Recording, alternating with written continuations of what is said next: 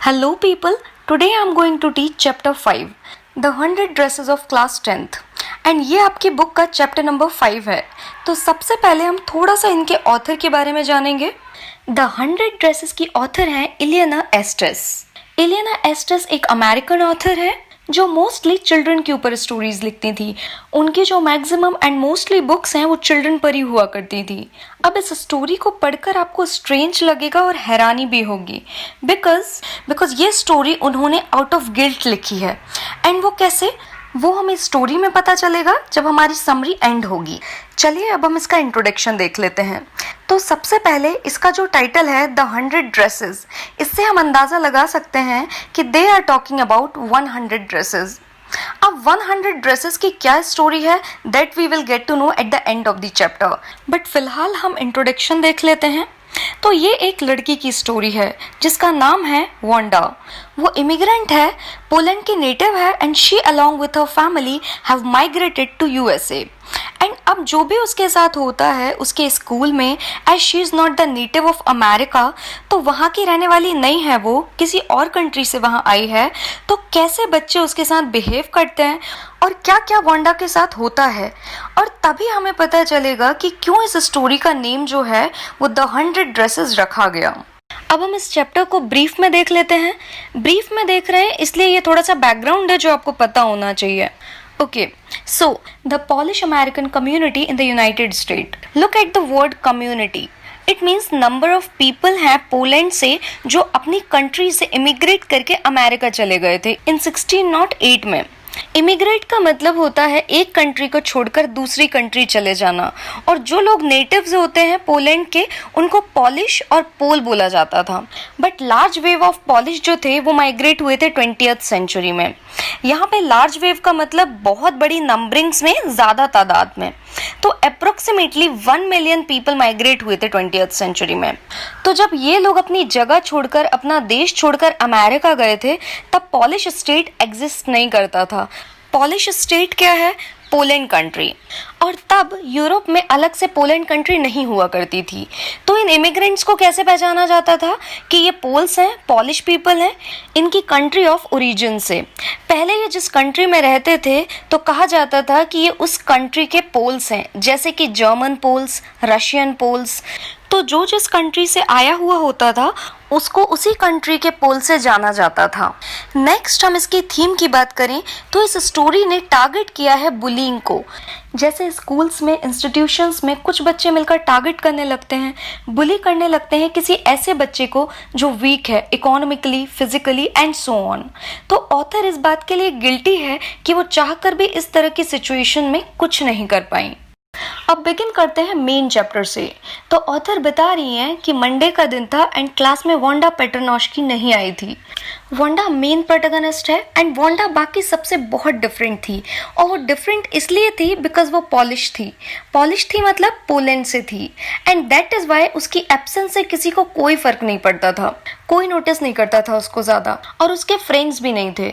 और वो अपनी क्लास में रूम नंबर 13 में बैठती थी जहाँ पर वो बॉयज़ बैठते थे जो बहुत नॉइज़ करते थे, पढ़ाई भी नहीं करते थे और बहुत शरारत करते थे। तो वो उन्हीं के साथ बैठती थी, लेकिन वो इन लोगों के साथ इसलिए नहीं बैठती थी बिकॉज वो इस कैटेगरी में फॉल करती थी, बल्कि वो इसलिए बैठती थी वहाँ बिकॉज वो बहुत शांत थी, इंट्रोवर्ट थी, मतलब सिर्फ अपना काम करने से मतलब होता था उसको, ज़्यादा किसी से इंटरेक्ट भी नहीं करती थी, इनफैक्ट हंसती भी नहीं थी, और अगर उसे हंसी आती भी थी तो वो थोड़ा बहुत स्माइल कर देती थी। उसके कॉर्नर की सीट पर बैठने का एक रीज़न ये भी था जो कि कोई नहीं जानता था। कोई भी इस बात को नहीं जानता था कि जो वांडा है वो कॉर्नर की सीट पे क्यों बैठती थी, बट उसके वहाँ बैठने का रीज़न ये था कि वो बॉगन साइड से आती थी स्कूल ऑल द वे, और जब वो इतना लंबा रास्ता तय करके आती थी तो जो उसके सैंडल्स होते थे, उसके जो शूज़ होते थे, उसमें मिट्टी लग जाती थी, जिस वजह से वो क्लास को ख़राब नहीं करना चाहती थी और वो वहीं कॉर्नर की सीट पे बैठ जाती थी। बट ये रीज़न अननोन ही रहा, किसी को नहीं पता चला कि वो पीछे की सीट पर, कॉर्नर की सीट पे क्यों बैठती थी, क्योंकि कोई उससे इतना मतलब ही नहीं रखता था, इतना ध्यान ही नहीं देता था कोई। सो सेवरल रीजंस थे उसके पास सबसे अलग रहने के, सबसे अलग बैठने के, जिसमें एक रीज़न उसका नाम भी था। अमेरिकन स्टूडेंट्स को उसका नाम बहुत वियर्ड लगता था बिकॉज अमेरिकन के नेम तो स्मिथ, थॉमस कुछ इस तरह के होते हैं, बट ये नेम उनके लिए बिल्कुल अलग था। एंड इन सारे रीजंस की वजह से वांडा जो है वो आइसोलेट होकर रहती थी। आगे ऑथर बताती हैं कि उसकी क्लासमेट पैगी और मैडी जो बेस्ट फ्रेंड हुआ करते थे, मैडी ऐसा मानती थी कि पैगी उसकी बेस्ट फ्रेंड है। पैगी जो है वो बहुत रिच थी, बहुत ही ज़्यादा ब्यूटीफुल थी एंड उसके पास बहुत सारे ड्रेसेस हुआ करते थे, घुंघराले बाल थे उसके, तो इस तरह का कुछ अपीयरेंस था उसका। तो जैसा कि मैंने पहले बताया था कि वांडा मंडे को स्कूल नहीं आती, तो ये किसी ने नोटिस नहीं किया था। वो नेक्स्ट डे भी नहीं आती तो भी किसी ने नोटिस नहीं किया। बट जब वो वेंसडे को नहीं आई तब पैगी और मैडी ने देखा कि वांडा तो है ही नहीं रो में, तो वो कहाँ है, बिकॉज आज तो मार्क्स पता चलने वाले हैं और जिसके भी अच्छे मार्क्स थे उनको फ्रंट रो में बैठना था और वांडा के भी अच्छे मार्क्स थे बट वो तो आज आई ही नहीं है। तो उस दिन थोड़ा सा उनको फील हुआ कि वो नहीं आई, ऐसा कुछ ज़्यादा बुरा नहीं लगा उनको, तो उन्होंने इग्नोर कर दिया। आगे ऑथर बता रही हैं कि वांडा के फ्रेंड्स भी नहीं थे तो वो अकेले जाना आना करती थी। वो एक पुरानी ब्लू कलर की ड्रेस पहनती थी जो पहनते पहनते फेड हो गई थी। It was clean but not ironed. उसके पास एक ही ड्रेस थी और इस सब के बावजूद पैगी जो है वो वांडा के साथ एक गेम खेला करती थी जहां वो उससे क्वेश्चंस पूछती थी कि तुम्हारे पास कितनी ड्रेसेस हैं, तो वांडा उसमें रिप्लाई कर देती थी कि उसके पास तो 100 ड्रेसेस हैं। और जब वो रिप्लाई करती थी तो सारे आसपास के स्टूडेंट्स जो हैं वो बहुत हंसते थे। इवन जो आसपास के लोग थे वो भी अपना काम छोड़कर देखने लगते थे कि कैसे पैगी जो है वांडा का मजाक उड़ा रही है, उसे परेशान कर रही है। और वहाँ जितने भी लोग हुआ करते थे वो एंजॉय करते थे कि वो सबसे थोड़ी अलग है और डिफरेंट है। आगे वांडा का आंसर सुनकर कि उसके पास 100 ड्रेसेस हैं तो पैगी उससे पूछती है कि सारी सिल्क की हैं या वेलवेट की हैं, तो वांडा कहती है कि सिल्क की भी हैं और वेलवेट की भी हैं। और ये सुनकर सारे बच्चे और तेज तेज हंसने लगते हैं बिकॉज उनको तो पता था कि उसके पास एक ही ड्रेस है, तो उसने झूठ क्यों बोला। आगे पैगी पूछती है वांडा से कि उसके पास कितने पेयर ऑफ शूज हैं, तो इस पर वांडा रिप्लाई करती है कि उसके पास 60 पेयर ऑफ शूज हैं। तो सब वांडा को बुली करते हैं और बहुत ज्यादा हंसते हैं उसके ऊपर। और पैगी जो है इस गेम को हर कभी खेलती थी वांडा के साथ। और ऑथर बताते हैं कि पैगी इतनी बुरी या एरोगेंट नहीं थी, इनफैक्ट वो छोटे बच्चों को बुली होने से बचाती थी।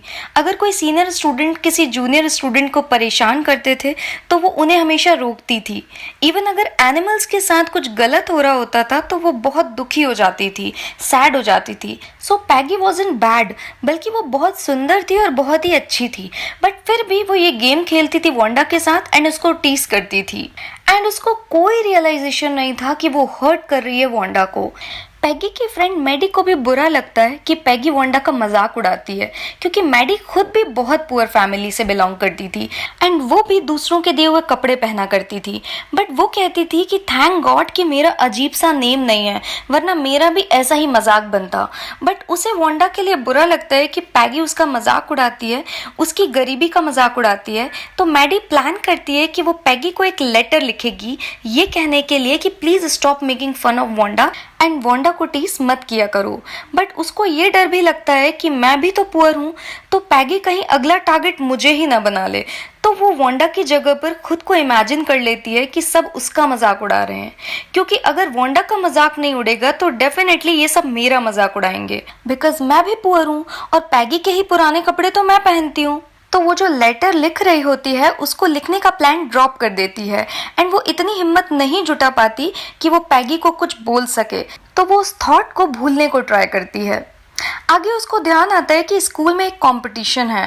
कंपटीशन ये था कि उनको डिज़ाइंस बना के देने थे ड्रेसेस के और जिसका बेस्ट डिज़ाइन होगा वो विनर होगा। और लड़कों के लिए ये कंपटीशन था कि उनको मोटर बोट्स के डिज़ाइंस बनाकर देने थे और जो भी बेस्ट होता वो जीतता। अब जब मैडी इसके बारे में सोचती है तो उसको लगता है कि इसमें तो पैगी ही जीतेगी बिकॉज पैगी बहुत अच्छी ड्राइंग करती है और बहुत अच्छी स्केचिंग करती है और ये तो सबको ही पता है। अब जब वो इस बात को सोचने लगती है तो वो बात भूल जाती है कि वो पैगी को बोलने वाली थी कि उसे वांडा को टीस नहीं करना चाहिए। अब नेक्स्ट डे क्या हो रहा होता है, नेक्स्ट डे ड्रिजलिंग हो रही होती है, हल्की हल्की बारिश हो रही होती है एंड पैगी और मैडी स्कूल जा रहे थे। दोनों बहुत जल्दी में थे बिकॉज आज विनर्स का पता चलने वाला था। तो जैसे ही अपने क्लासरूम नंबर 13 में वो लोग जाते हैं तो वो देखती हैं और हैरान हो जाती हैं। इनफैक्ट क्लास के सभी बच्चे हैरान हो जाते हैं, अम्यूज हो जाते हैं। और वो हैरान क्यों होते हैं? बिकॉज वो क्लासरूम के अंदर बहुत प्यारी प्यारी बहुत ही ब्यूटीफुल ड्रेसेस की डिजाइन्स देखते हैं and they all were shocked and surprised. और सभी बच्चे उन डिजाइन्स को देखकर बहुत एडमायर करते हैं। थोड़ी ही देर में मिस मैसन आ जाती हैं विनर्स अनाउंस करने के लिए। सबसे पहले वो बॉयज में विनर अनाउंस करती हैं और बॉयज में जिसने सबसे अच्छी मोटर बोट की डिजाइन बनाई थी उस विनर का नाम था जैक बैगल्स। और फिर बारी आती है गर्ल्स की। पैगी और मैडी तो सुपर कॉन्फिडेंट थे कि पैगी ही जीतेगी, बट मिस मैसन उससे पहले बताती हैं कि ये बहुत स्ट्रेंज है कि सारी गर्ल्स ने 1 या 2 डिजाइन्स ही सबमिट किए, बट ये जो स्टूडेंट है जो कि विनर है उसने 100 ब्यूटीफुल ड्रेस के डिजाइन सबमिट किए थे। तो जो भी जजेस थे वो डिसाइड ही नहीं कर पा रहे थे कि इनमें से सबसे अच्छा डिजाइन कौन सा है एंड दैट इज वाई ये जो लड़की है वो विनर है। और ये विनर कौन है? ये विनर है वांडा पेट्रोनोश्की। और जैसे ही सबको पता चलता है तो सारे स्टूडेंट शॉक्ड हो जाते हैं, सरप्राइज्ड हो जाते हैं, बिकॉज उन्होंने तो एक्सपेक्ट ही नहीं किया था कि वांडा इतनी टैलेंटेड है और इतनी अच्छी डिजाइन्स भी बना सकती है। एंड नाउ पैगी और मैडी दोनों को इस बात का रियलाइजेशन हो जाता है कि हाँ शायद असली में उसके पास 100 ड्रेसेस होंगी या नहीं होंगी, बट उसके दिमाग में उसकी ड्राइंग्स में ये 100 ड्रेसेस थीं। तो अब पैगी को मिक्स टाइप की फीलिंग आ रही होती है, बिकॉज वो वांडा को एडमायर भी कर रही थी और उसको खुद के हारने का बुरा भी लग रहा था, बिकॉज उसको लग रहा था कि उससे बेटर कोई और नहीं कर पाएगा। आगे क्या होता है, वांडा तो स्कूल आई ही नहीं तो वो अपने प्राइज कलेक्ट नहीं कर पाई। तो जैसे ही विनर्स अनाउंस हो जाते हैं तो सारे स्टूडेंट्स वो सारे डिजाइन्स देखने जाते हैं। पैगी को तो लगता ही था कि वो जीतेगी, बट मैडी को भी यही लगता था कि पैगी ही जीतेगी। बट डिजाइन्स देखने के बाद उनको रियलाइज होता है और वो वांडा को बहुत एडमायर करती हैं। और यहीं पर ये स्टोरी एंड हो जाती है। इसका सेकंड पार्ट भी है जो कि है चैप्टर 6। जल्दी ही नेक्स्ट वीडियो में हम इस स्टोरी के एंड को देखेंगे। Lastly subscribe to the literary grammar with Aditi for more upcoming videos. Thanks for watching.